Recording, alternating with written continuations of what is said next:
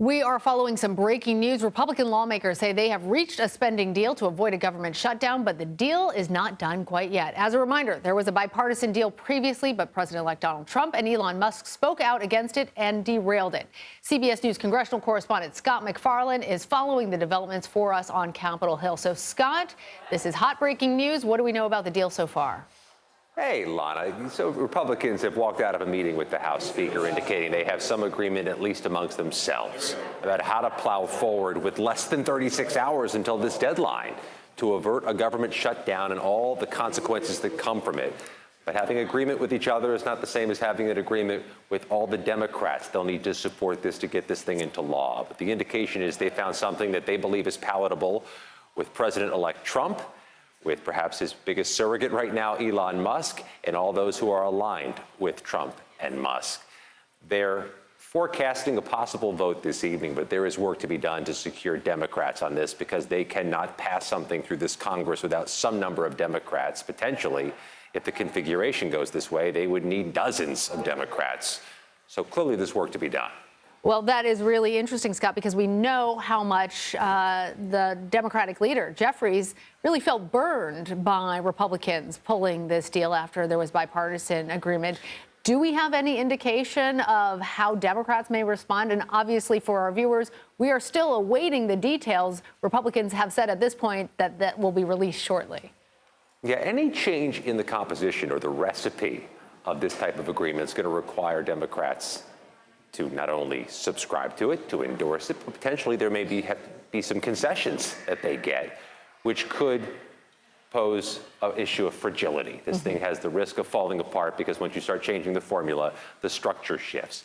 But to be clear, the House Democratic leader has been unambiguous today that he thinks an agreement's been backed out on by Republicans and there's a loss of faith, fracture in a relationship because of that. They're going to have to rebuild that. They're going to have to mend that before they press ahead. And usually that would mean concessions, but some of those concessions were exactly why President-elect Trump and his surrogate Elon Musk said that they didn't like the bipartisan deal. So talk to us, Scott, about their role in greenlighting this. And let's get real specific, actually, about the debt ceiling in particular and what the president-elect wants to see. Yeah, he wants the debt ceiling issue to be gone from the start of his presidency, whether that means getting rid of it altogether, ending the debt ceiling, which, oh, by the way, has had some bipartisan support in the past, or kicking it a couple years down the road. That remains to be seen.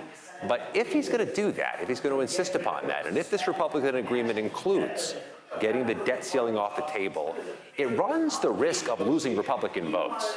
There are this group of Republicans who have consistently, over the years, long before Trump came along, said they don't support raising the debt ceiling. They don't think it makes for good fiscal sanity and good fiscal practices. So if he loses Republicans by including the debt ceiling, he'll have to get yet more Democrats on board. And that's where the second part of this very important two-part equation comes. You have to have an agreement among Republicans, but you have to get Democrats on board as well. And there is no readout yet on what they think of whatever has been concocted in the Speaker's office.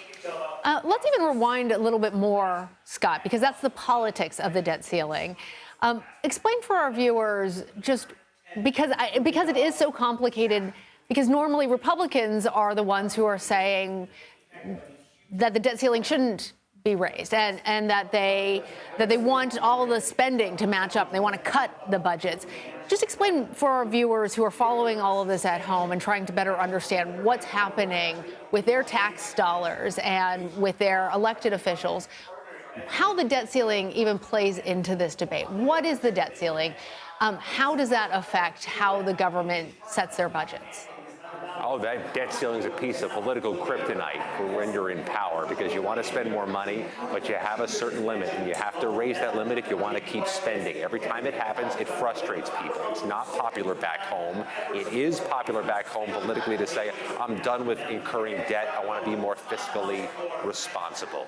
So whoever's out of power likes to say, we got to hold you to that debt ceiling. Whoever's in power wants to raise it. That's the dynamic. You've had Republicans railing against raising the debt ceiling in years past. They'll be keen on doing it this time. The same was true with Democrats when they've gone in and out of power.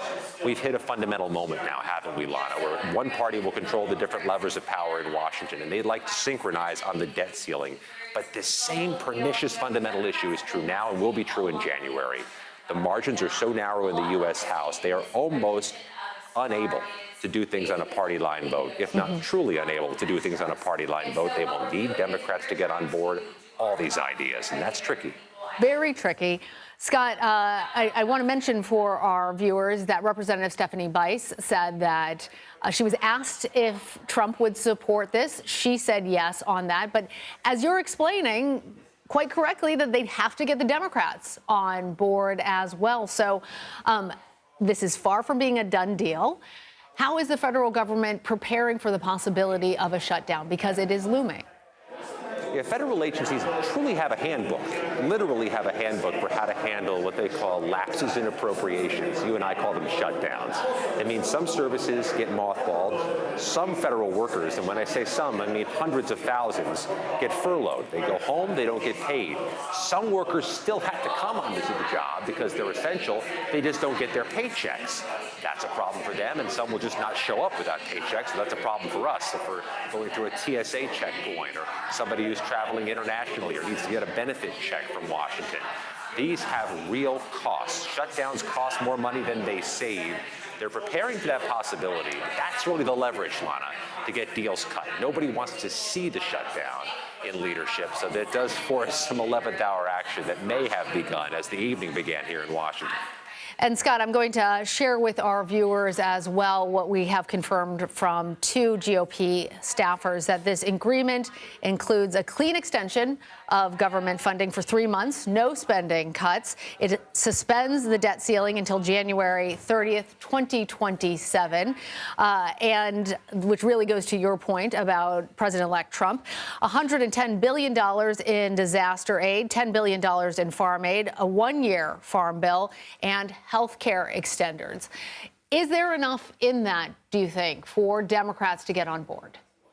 Yeah, it's also what you're not saying that may cause trouble, too. But let's start with the fact that the debt ceiling increase is going to cause some shift in the vote. You're going to lose some Republicans. You'll have to gain some Democrats. Maybe you'll lose some Democrats because Republicans appear to have surrendered to Donald Trump's interests, and that may cost some votes. All of this is fluid.